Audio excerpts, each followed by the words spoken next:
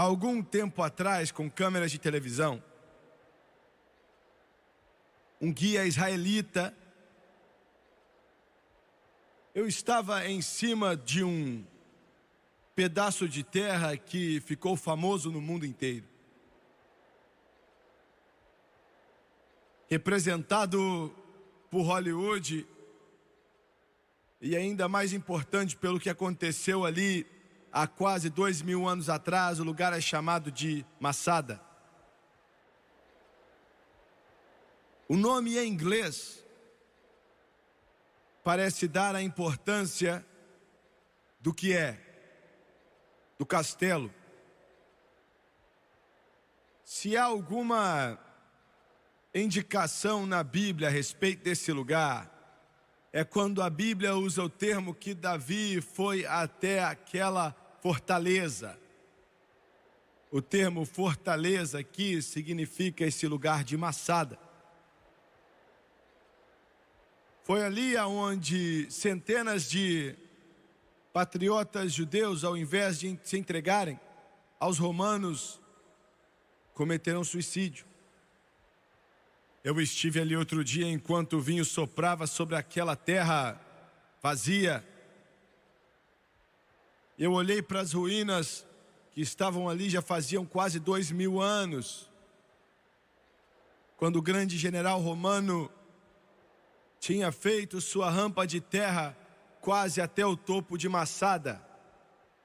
E finalmente, depois de vários meses, tomou, se alguém pode usar essa terminologia, esse lugar.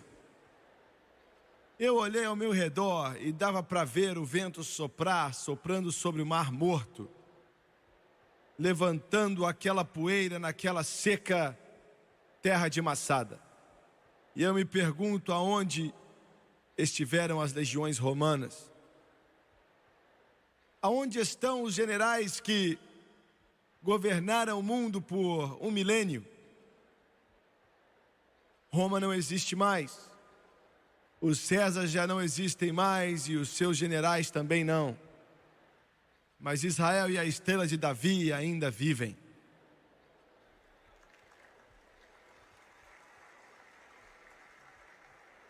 Eu olhei para aquela paisagem e vi a água, muitos pés acima do nível do mar, perdido em meus pensamentos. A maioria dos estudiosos bíblicos pensam que Sodoma e Gomorra ficavam no fim do Mar Vermelho, aonde era uma planície muito bonita e cheia de verde. Eles acreditam que aquele vale que agora é seco e agora é infértil, que um dia foi bem verde, quando o vento quente e a chuva caía, aquele era o lugar mais bonito do mundo. Há uma possibilidade que no auge de Sodoma e Gomorra eram as melhores cidades da civilização. Há uma possibilidade que essas cidades eram a coroa das tentativas do homem de construir e de plantar e de prosperar. E se essas cidades estivessem no lado sul do Mar Vermelho, e se aquele chão já esteve fértil e com todo tipo de plantas, e eu comecei a meditar sobre aquilo, meus pensamentos voltaram a quase 4000 anos atrás. Independente de um verdadeiro jardim do Éden que pode ter existido ali, apesar de riquezas e prosperidade que vão além da imaginação, o mal cresceu tanto ali, tão terrível, tão depravado, tão mau, tão sujo, tão podre, tão degenerado, que o Deus Todo-Poderoso, a única época na história, tomou providências e aniquilou e removeu aquelas cidades da face da terra. até hoje não há nem um vestígio de uma das civilizações mais antigas que o mundo conheceu, porque todos morreram, mortos, queimados, com fogo que caiu do céu. E a pergunta é: por que Deus fez isso? O ano é 1943. O mundo está preso em uma dor agonizante da guerra. Adolf Hitler com os seus exércitos, suas unidades, e parece que ele está avançando e tomando a Rússia, e ele vai dominar o óleo do Oriente Médio. E enquanto isso, Marshall Harris, o senhor Marshall Harris, se assentou em seu escritório maravilhoso em algum lugar de Londres. Com os seus oficiais à sua volta, ele disse: senhores, temos que fazer alguma coisa para quebrar o espírito do povo alemão. E o plano que eles fizeram, estabeleceram, foi chamado de Operação Gomorra. O alvo era Hamburgo. 1º de julho de 1943. Quase 1.200 grandes aviões Lancaster cheios de bombas estavam com bombas letais para destruir, saindo de todas as pistas de voo da Inglaterra. Hamburgo era uma cidade do tamanho de Boston, Massachusetts. Uma população de mais de 2 milhões, praticamente ilesa, mas ainda assim em meio à guerra. Era o centro de cultura e arte e educação para a Alemanha nazista. Alguns dos museus mais antigos do mundo estavam em Hamburgo. Enquanto aquelas bombas, aquele bombardeio apareceu naquela cidade, os interruptores foram ligados e as bombas foram lançadas. Centenas de milhares de bombas incendiárias vibraram em direção de Hamburgo. Naquela noite, quase 1.500 aviões B-17 saíram da Inglaterra e foram a caminho do Lancaster e deixaram suas bombas ali. Antes daquele inferno acabar, quase que 10.000 bombas apareceram em Hamburgo e foi chamado de a noite que Hamburgo morreu. Os ventos sopravam chamas num ritmo forte. Começaram a levantar a 35 pés no céu. Temperaturas de 1.500 graus Fahrenheit, derretendo quase que tudo ali dentro. Criou uma força de um furacão que começou a puxar todo o ar daquelas áreas em volta. Centenas de milhares, ou devo dizer dezenas de milhares de alemães entraram ali no seu abrigo. Nenhum deles sobreviveu. Nenhum. Todos foram assados. Assim como uma galinha é assada num forno. Mais de 100.000 seres humanos morreram naquela semana terrível, cheia de morte e destruição. E o que caracterizou a memória da noite que Hamburgo morreu foram as milhares de marcas estranhas nas ruas e nas calçadas que não podiam ser explicadas. E eles finalmente descobrindo que aqueles ventos explodindo a mais de 150 km por hora, criados pela força de sucção daquele inferno, chupou os seres humanos em direção ao seu meio. E eles tinham que abrir mão dos postes ou do que eles estavam se segurando. E eles eram arremessados no chão e os dedos deles tentavam agarrar o concreto e deixavam um rastro de sangue, como a carne foi arrancada, e eles foram sugados para a conflagração e morreram. O Todo-Poderoso Deus soltou seu julgamento sobre uma nação que tinha virado as costas para Deus, debaixo da direção de um monstro pelo nome de Adolf Hitler, se envolvendo com o terrível holocausto que produziu as Treblinkas e os Auschwitz.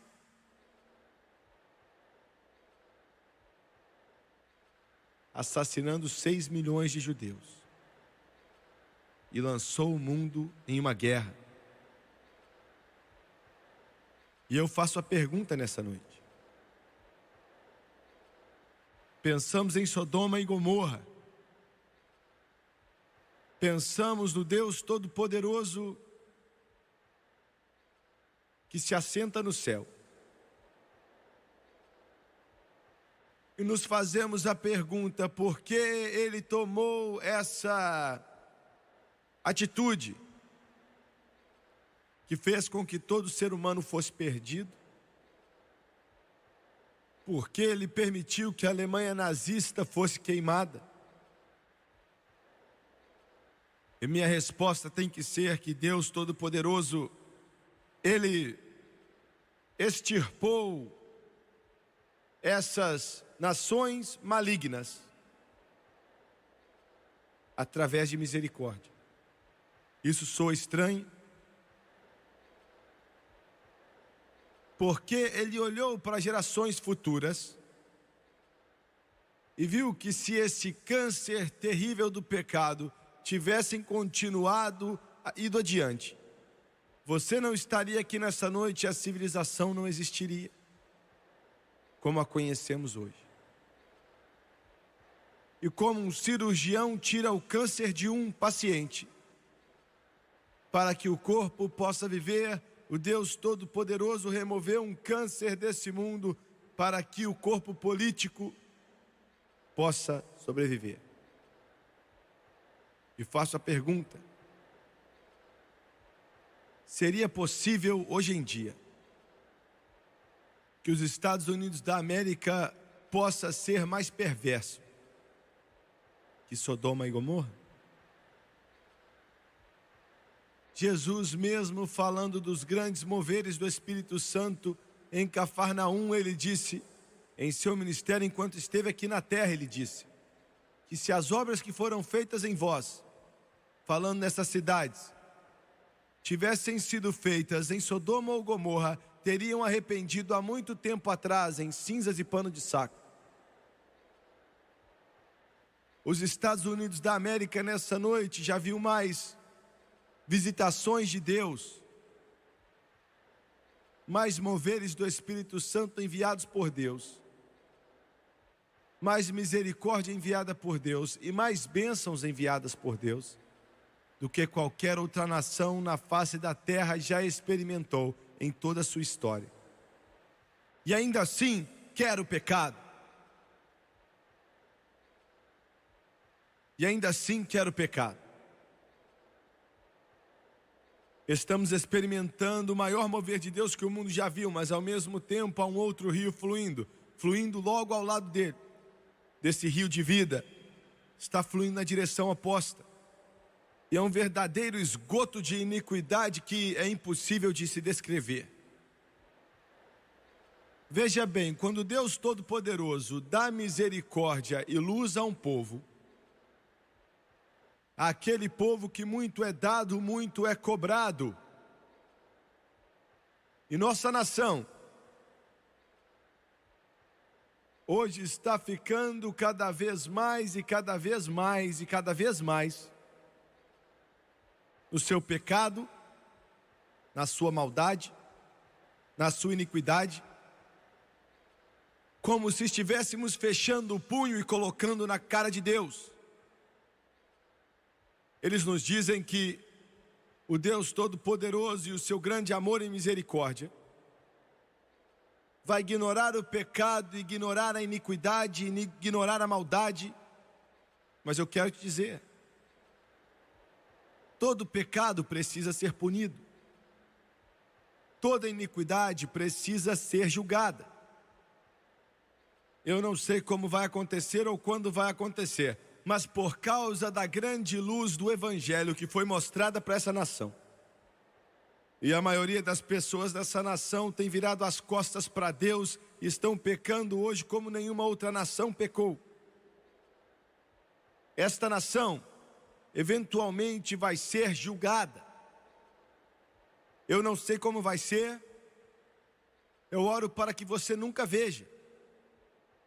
Mas escreva o que eu estou dizendo: os Estados Unidos da América vai ser julgado. No livro de Isaías, há uma descrição de Deus Todo-Poderoso, enquanto Ele fala através do seu profeta, de Isaías para Israel, na verdade para Judá. E alguns podem dizer: Jimmy Swaggart, não há outra nação na face da terra que pode substituir os Estados Unidos. Verdade? Não há nenhuma nação que o Deus Todo-Poderoso pode usar, então Ele tem que salvar essa terra. Ele tem que salvar porque nenhuma outra pode ser usada. Ele tem que salvar porque esse é o único bastão de liberdade no mundo hoje em dia, que leva o nome de Jesus Cristo como fazemos. Mas eu quero te lembrar, Deus não pode ignorar o pecado. E essa nação não é a África. Não são as florestas da América do Sul. É a nação mais cheia de cultura, cheia de educação na face dessa terra, que conhece mais do Evangelho, que conhece mais da palavra de Deus, que conhece mais das bênçãos de Deus do que qualquer outro povo já conheceu na história.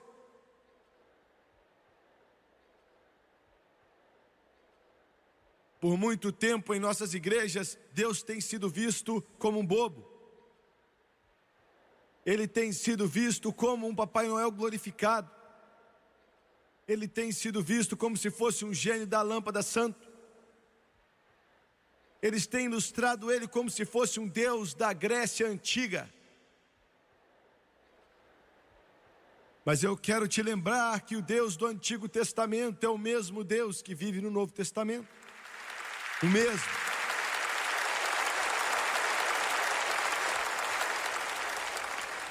E Deus não pode ignorar o pecado, Deus não pode ignorar a maldade, Deus não pode ignorar a blasfêmia. Isso vai ter que ser prestado conta. Deus, há 2500 anos atrás, com a única nação, Israel, na face da terra, que levava o seu nome, não tinha alternativa ou escolha alguma, a não ser levar julgamento a Israel. Por causa da maldade, por causa do pecado. Ele não pode usar a iniquidade. O paralelo entre o que aconteceu em Israel há muito tempo atrás e o que está acontecendo hoje nos Estados Unidos da América vai além da imaginação.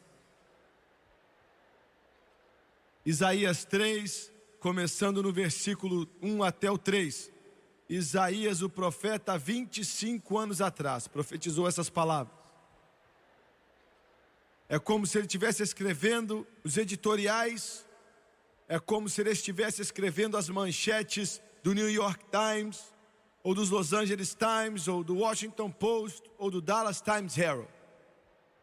Ele disse: porque eis que o Senhor dos exércitos, tirará de Jerusalém e de Judá o sustento e o apoio. Olha a terminologia, ele vai tirar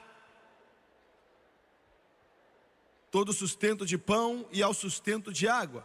Ele vai remover o poderoso, o homem de guerra, o juiz, o profeta, o adivinho, o ancião, o capitão de 50 e homem respeitável, e o conselheiro e o sábio entre os artífices e o eloquente orador. Vão ser removidos. O que ele estava dizendo aqui é o seguinte: Israel ia ficar sem líder nenhum. Israel ia ficar sem homem nenhum. O que você quer dizer com isso? Tinham muitos homens ali? Sim, haviam machos ali. Mas há uma diferença entre machos e homens. Entendeu?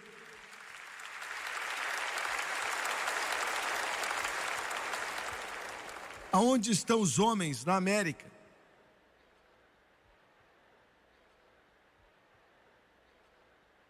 Talvez eu sou antiquado. Mas qual é a descrição de um homem? A sociedade moderna fez o seu melhor para promover o símbolo unissex.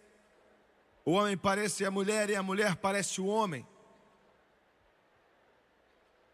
Isso é pecado. É pecado. É perversão. Cheira mal nas narinas do Deus Todo-Poderoso. E o Deus Todo-Poderoso está assistindo e observando esse pecado. Homens, machos. O que constitui um homem? Eu vou te dizer o que constitui um homem. Não é quão grandes são os seus músculos, ou quanta cocaína você consegue cheirar, ou quanto você consegue beber, ou quanto de maconha você consegue fumar, o quanto de cerveja você consegue beber, o quanto de licor você consegue beber. Isso não constitui um homem. Quantas piadinhas sujas você consegue contar, ou quão sujo e depravado você consegue ficar. Homem, um homem de verdade, se levanta na face da iniquidade nesse mundo com a sua sujeira total e diz: minha conversa pertence a Deus, e não permite que comunicação maligna saia de sua boca. Um verdadeiro homem não tem medo de trabalhar pesado. A América tem medo de trabalhar pesado, mas o verdadeiro homem não tem medo de trabalhar. E ele pode continuar o seu dia sem relaxar no seu trabalho e fumar maconha, para dar a ele um pouco de coragem ou falso senso de segurança. E ele não tem que parar no bar a caminho de casa para pegar um engradado de cerveja. E ele vai para casa e sua esposa se veste decentemente. E seus filhos amam ele. E domingo de manhã eles se levantam cedo, não para assistir um jogo de beisebol, ou um jogo de basquete, ou um jogo de futebol americano na televisão, mas para se vestir, para ir à casa do Todo-Poderoso Deus, para adorar o Deus da glória e do céu, de acordo com as palavras dessa Bíblia Sagrada que eu tenho em minhas mãos agora. Esse é um homem, esse é um homem, esse é um homem. Nós não temos muito deles nos Estados Unidos. São afeminados, fumadores de cigarro, maconheiros, beberrões de cerveja, anormais de cabelos longos, que se chamam homens, são uma desculpa lamentável para o sexo masculino. Onde estão os homens? Onde estão os líderes nos Estados Unidos? Líderes. Ele diz que não haveriam mais líderes. Foram levados. O pecado acaba com a liderança. O pecado rouba a sua masculinidade. O pecado rouba e destrói um país e os deixa sem líderes. Onde estão nossos líderes? Eu olho para o nosso presidente quase todo dia da minha vida. Ele está passando por poderes opressivos das trevas. Talvez nenhum outro presidente passou por isso na história dessa nação. Ao sul de nossas fronteiras, uma revolta comunista está lutando com toda a força do inferno para dominar Nicarágua, El Salvador, Honduras ou Costa Rica. E o nosso presidente hoje está lutando uma batalha que ele não consegue entender. Eu me pergunto, Deus, será que ele vai ter coragem e força de permanecer de pé? Porque nós temos senadores e congressistas e representantes que estão dizendo: nós não estamos nem aí a respeito de Nicarágua, ou do El Salvador, ou de Honduras, ou da Costa Rica, ou do Panamá. Nós não perdemos nada ali. Nesse exato momento, enquanto senadores e congressistas e representantes agora estão argumentando, são os comunistas que estão em Nicarágua. Os sandinistas estão marchando até as casas de cristãos. Estão perguntando a eles: você é por nós ou contra nós?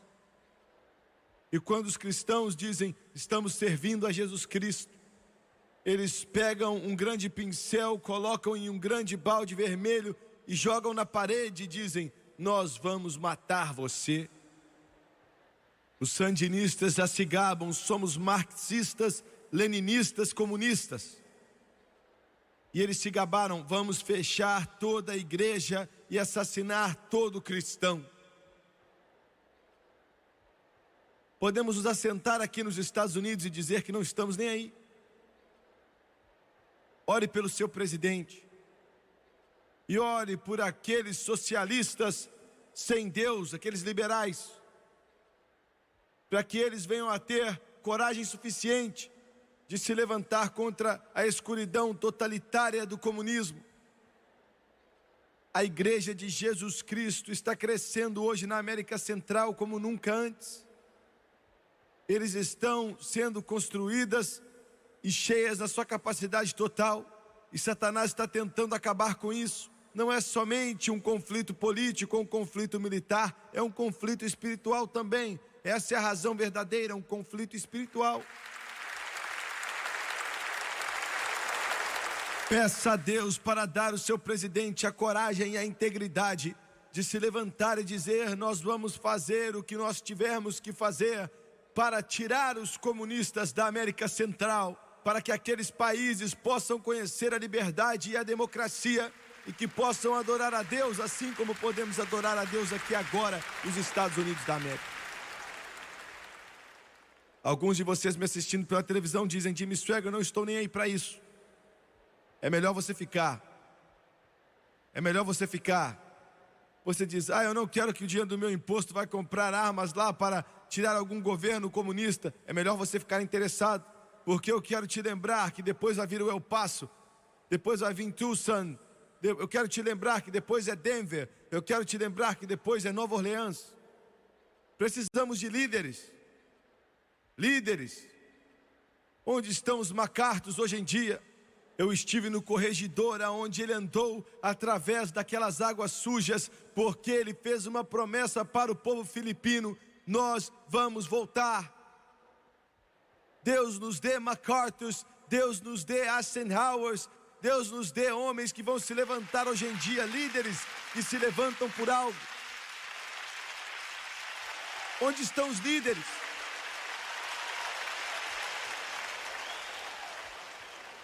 Onde estão os pregadores? Aonde estão os pregadores? Esse vacilante sustento espiritual que se chama de evangelho é algo patético, que escorre por fora de trás de alguns púlpitos, é nojento nas narinas de Deus Todo-Poderoso. Onde estão os pregadores? Onde estão os pregadores que choram pelos perdidos e se alegram com os redimidos? Aonde estão os pregadores que se levantam atrás de púlpitos como João Batista e dizem que o machado está na raiz da árvore e a árvore que não der bom fruto vai ser cortada e lançada no fogo? Meu Deus, homens, se levantem por algo, se levantem por algo, se levantem por algo. Nós temos em nossas mãos a maior arma e o maior poder que o mundo já conheceu: o glorioso, imutável e incomparável Evangelho do Senhor Jesus Cristo.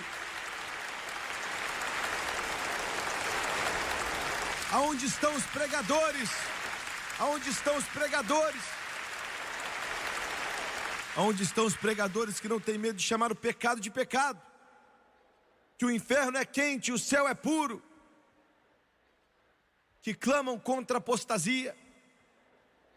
Aonde estão os Jeremias e os Isaías? Essa nação vai para o inferno de cabeça para baixo, a não ser que nossas igrejas e o púlpito seja avivado, a não ser que nossos pregadores possam sair do campo de golfe, tira eles da pista de boliche, coloca eles no lugar de oração, desliga a televisão e o telefone e faça com que eles deitem no chão diante de Deus e com que lágrimas rolem no seu rosto, até que eles vejam Jesus e Ele crucificado, e o poder de Deus, através do poder do Espírito Santo, venha encher a alma deles, e eles venham atrás de um púlpito, e eles venham dizer: assim diz o Senhor. Sem líderes, Sodoma e Gomorra,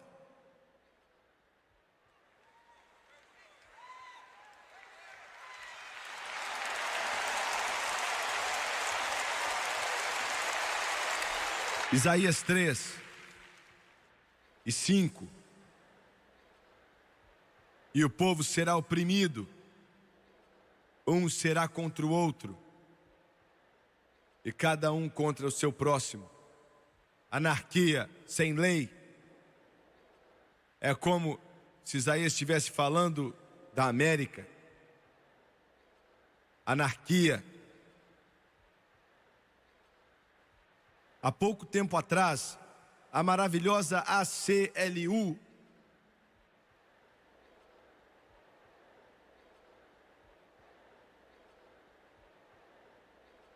a Liga de Defesa Civil Americana,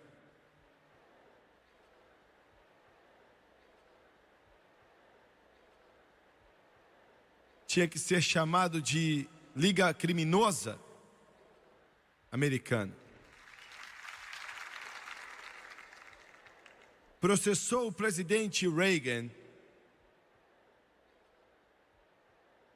com alguns que se dizem ser pregadores, ajudando eles. Pregadores porque o presidente Reagan declarou 1983 como o ano da Bíblia.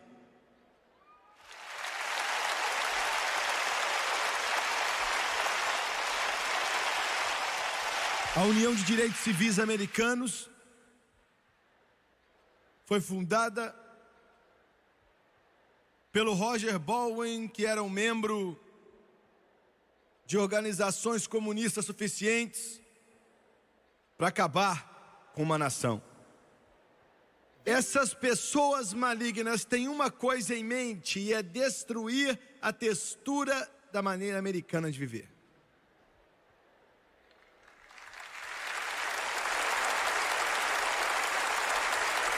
Eu quero que você, pela televisão, olhe para mim. Alguns de vocês, repórteres que podem estar assistindo, foram para a cama bêbados, estão com ressaca. Você se levantou com a cabeça doendo demais e você foi cambaleando, ligou o televisor e agora você está sentado na sua cama pedindo ajuda porque esse pregador está na TV. E sua cabeça está doendo tanto que você não tem vontade de desligar. Eu quero que você saiba de algo. Você pode escrever essa sua mentirada, esse lixo que você escreve, essa enganação que você escreve, que é uma desgraça nos olhos do Todo-Poderoso Deus. Mas a maneira americana de vida se encontra nessa Bíblia que eu tenho em minhas mãos nessa noite.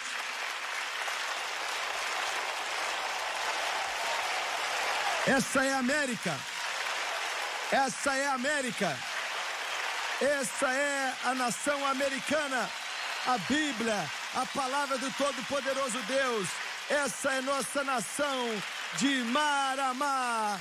Essa é nossa nação desde as florestas aos desertos, das vilas às cidades. Esse é os Estados Unidos da América.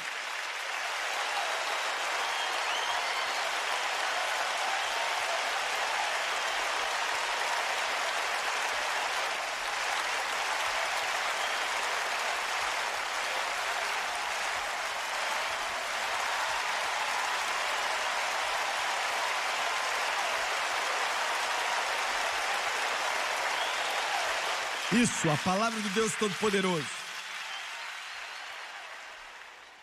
E eu quero te dizer, rapaz da ACLU, eu quero dizer para todos vocês, estou cansado de algumas coisas. Estou cansado de algumas coisas. Estou cansado de cortes supremas que não podem definir pornografia.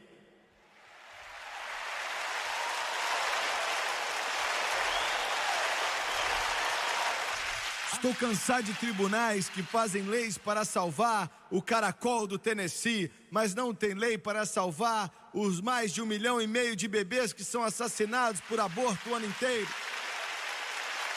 Estou cansado disso. Estou cansado de um sistema educacional que ensina que o homem veio dos macacos e elimina Deus das salas de aula da nossa escola pública. Estou cansado. Estou cansado de pregadores mortos pregando sermões mortos para congregações mortas. Estou cansado disso. Estou cansado de políticos vendendo sua alma por alguns dólares e alguns votos. Estou cansado de comunistas que viajam constantemente, louvam a Rússia e criticam os Estados Unidos da América. Eu estou cansado disso.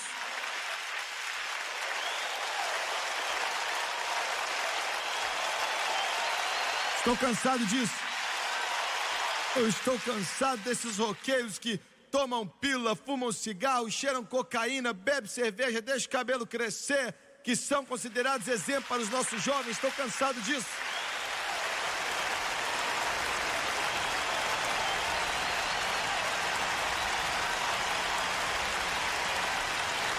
Cansado disso.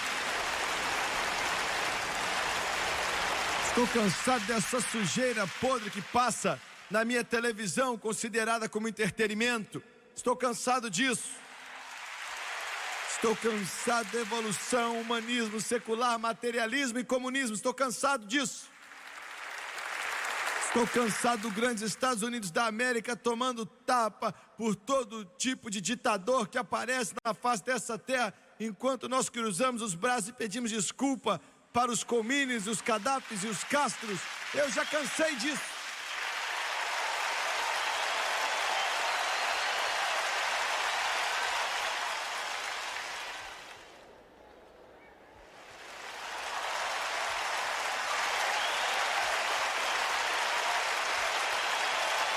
Ou seguimos a Bíblia ou a anarquia vai vir.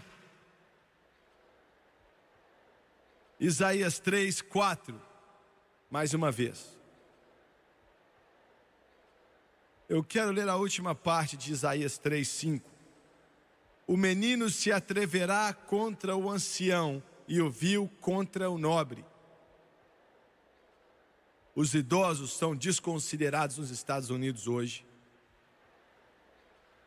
Tinha que ser a melhor época da vida deles.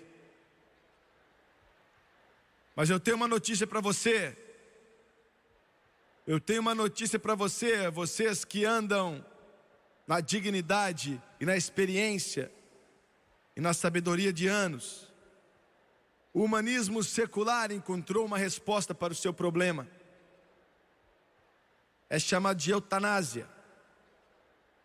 Eles colocam uma agulha na sua veia e você dorme, mas não acorda mais. É isso que o inferno tem para você. É isso que Deus disse. Israel tinha chegado a esse ponto, sem respeito pelos mais velhos, desconsiderando os mais velhos. Isaías 3:9.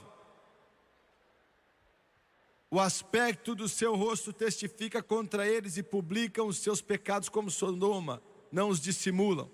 Declaram seu pecado como Sodoma, não os dissimulam. Ai da sua alma, porque fazem mal a si mesmos. A América está a caminho nessa noite de pecar sem se envergonhar. Ninguém se envergonha mais. O que você está dizendo, Jimmy Swagger? Eu estou dizendo assim: se você dá valor à sua alma, e você dá valor ao céu, e você dá valor à eternidade, e você dá valor a qualquer amor por Deus que você tenha, minha Bíblia diz: saia de dentro deles e seja separado, diz o Senhor dos Exércitos, e se separe daquilo que é ruim, e eu vou receber você para mim mesmo. Pecando sem se envergonhar, pecando sem querer saber. 1,5 milhão de bebês são assassinados todos os anos. 1,5 milhão. Chamando de aborto, mas é assassinato.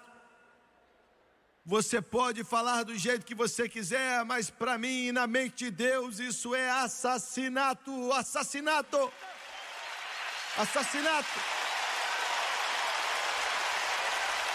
Eu quero te dizer, médicos, um dia vocês vão ter que responder a Deus por isso. Enfermeiras, vocês vão ter que responder a Deus. Políticos, um dia você vai ter que responder a Deus. Legisladores, um dia você vai ter que responder a Deus. Juiz, um dia você vai ter que responder a Deus por isso.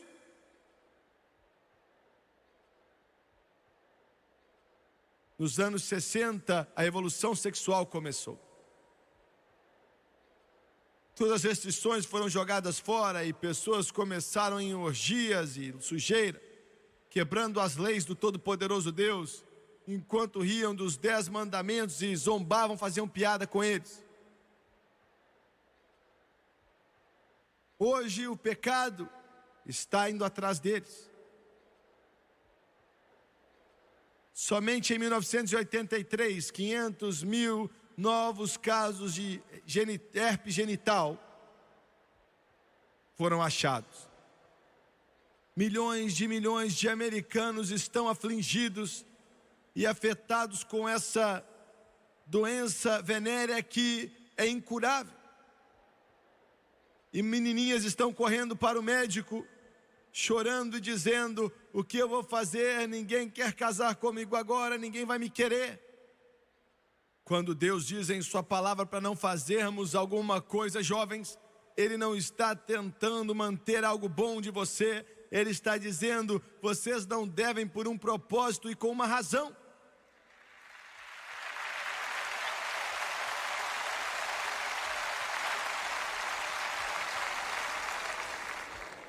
Isaías 3:12.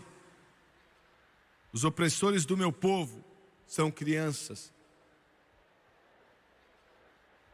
Delinquente juvenil, mas não posso culpar as crianças. Eu não posso culpar os filhos e filhas da América. Eu não posso culpar as crianças com 10 e 11 anos de idade que são alcoólatras. Eu não posso culpá-los. Meu Deus, eles aprenderam do pai e da mãe deles. Eu não posso culpá-los. Eu não posso culpá-los. Eles não, com 11, 12, 13 anos de idade, eles já estão viciados em maconha, já estão viciados em heroína. A vida deles é um inferno, não tem como culpá-los. Eu não posso culpá-los. Entregamos a eles uma nação que já deixou de lado todas as restrições e não tem vergonha mais de pecar. O pai com lascívia se gaba da sua conquista sexual. E a mãe e o pai estão fumando maconha no porão, ou cigarros, e é tão ruim quanto maconha.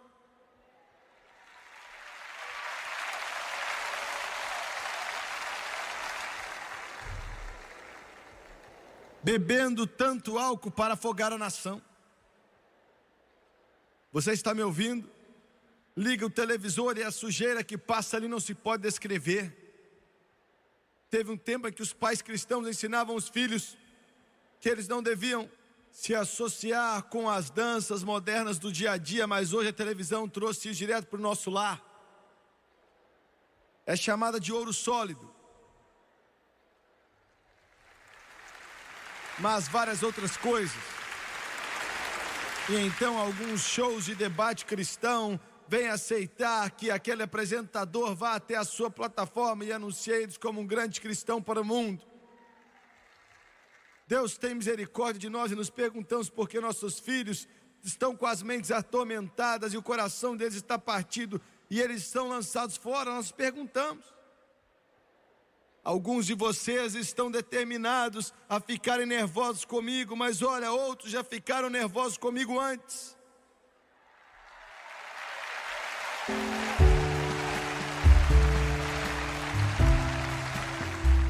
A única coisa que vai manter nossos filhos, a única coisa que vai manter nossos meninos, nossas meninas, suas igrejas têm que fazer tudo que você pode para dar a eles um entretenimento limpo e puro. Mas times de basquete não são suficientes, times de softball não são suficientes, entretenimento não é suficiente. A única coisa que vai mantê-los fora, afastados de uma geração impura, é um avivamento do Espírito Santo no coração e nas vidas, que vai fluir no coração e na vida de adolescentes e que vai promover o Jesus que você você conhece nessa noite.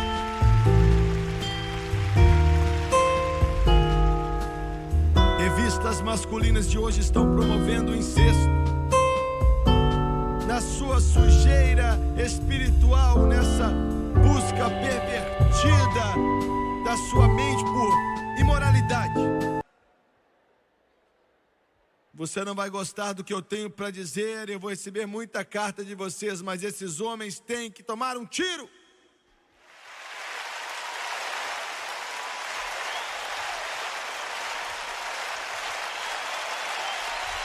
Estou falando sério.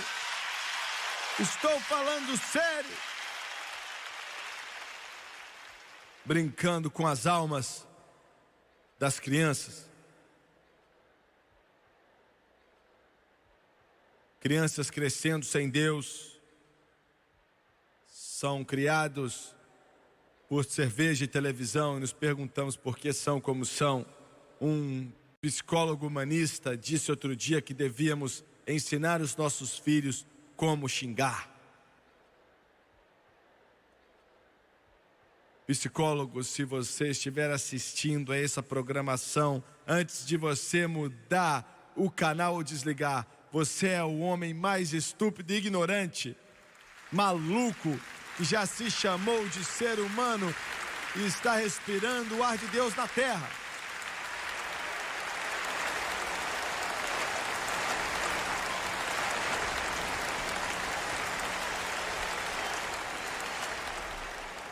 Por último,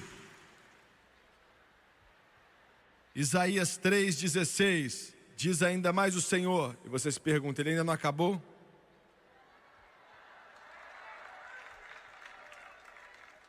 Porquanto as filhas de Sião se exaltam e andam com o pescoço erguido, lançando olhares impudentes, e quando andam caminham afetadamente, fazendo um tilindar com os pés. Mulheres dominadoras. ERA.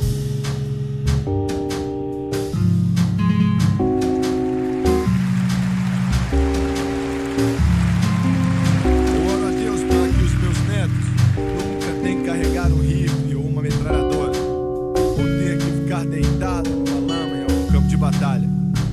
Mas se fizerem isso, eu oro para que sua filha não esteja ao lado deles.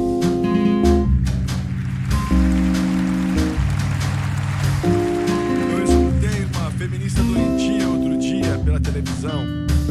A casa dela estava se desfazendo e eu me perguntei o porquê. Ela estava defendendo férias separadas para o marido dela e ela, não o culpo.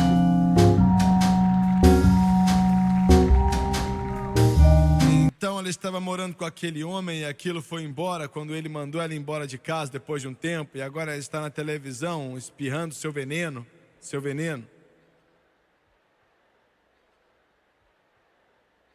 Eu quero falar sério com vocês. Senhoras, é um privilégio ser mulher.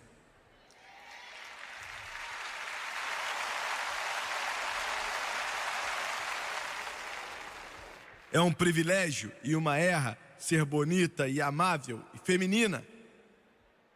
Você me ouviu? Eu estava em Nashville. Apareceu na notícia outro dia mesmo. Um maníaco estava em uma mercearia com uma arma na mão.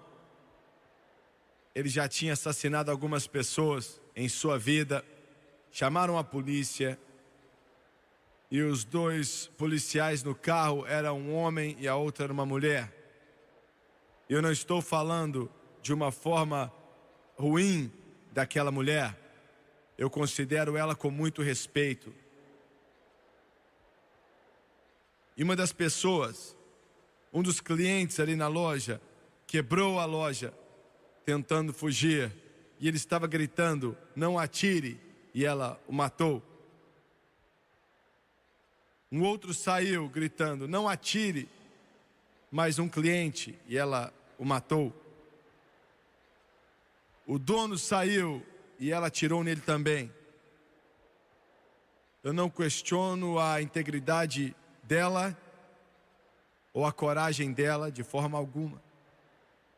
Mas eu digo que Quem assassinou aqueles 2 homens e deixou o terceiro ferido? Não foi aquela mulher.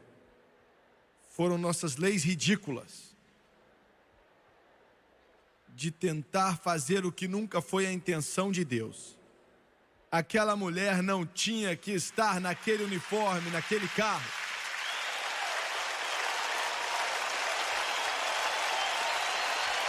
Eu não culpo ela, eu culpo aqueles que pensam que sabem mais do que Deus. Senhora, falar palavrão não te faz mais inteligente. Ser vulgar e vil, isso não quer dizer nada para você. Nada. Minha mãe era uma senhorita. Nunca ouvi um só palavrão sair da boca dela. Nunca vi ela fumando um só cigarro. Nunca vi ela contar uma piada suja. Me ensinou os rudimentos dessa palavra e ela era uma mulher. América. A América está no mesmo estado que Israel estava há 2.500 anos atrás. Israel foi condenado. Nessa noite eu termino. Te levo de volta a 1941. Era uma igrejinha. Não cabia nem 100 pessoas. Um pregador subiu ali no púlpito, abriu a Bíblia, pregou uma mensagem simples.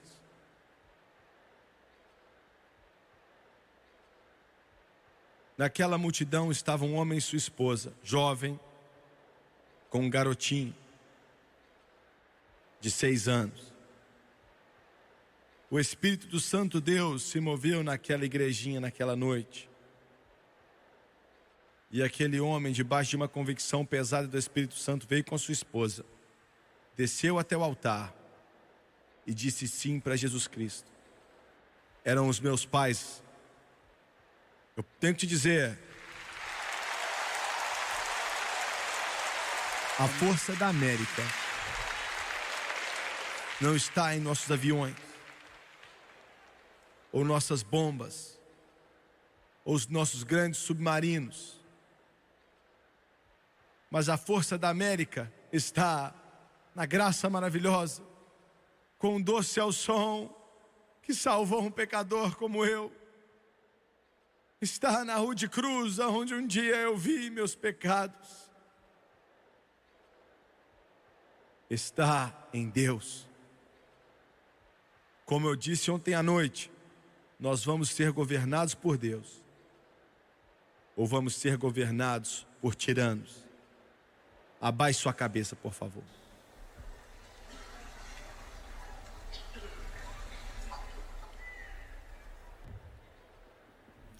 Pai Celestial,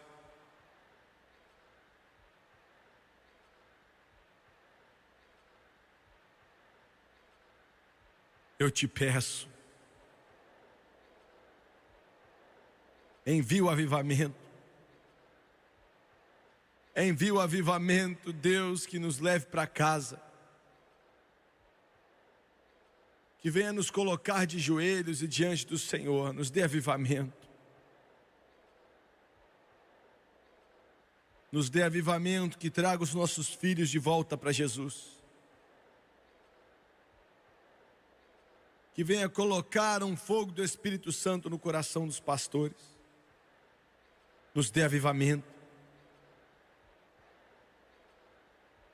Nos ajude a voltar para casa e sair de todo o pecado que nos embaraça. Ajude a América a acordar, Senhor. Ajude a América a acordar antes que seja tarde demais. Ou vamos nos tornar outro Sodoma e Gomorra. De cabeças baixas e olhos fechados. Há uma convicção pesada do Espírito Santo aqui nesse lugar hoje. Eu não quero que ninguém se mova, a não ser que você tenha que fazer isso, por favor. Você está na presença de Deus. Deus. E Ele está chamando você para prestar contas, você dessa nação. Qual vai ser a sua resposta? O que você pode dizer quando Jesus te chama para casa?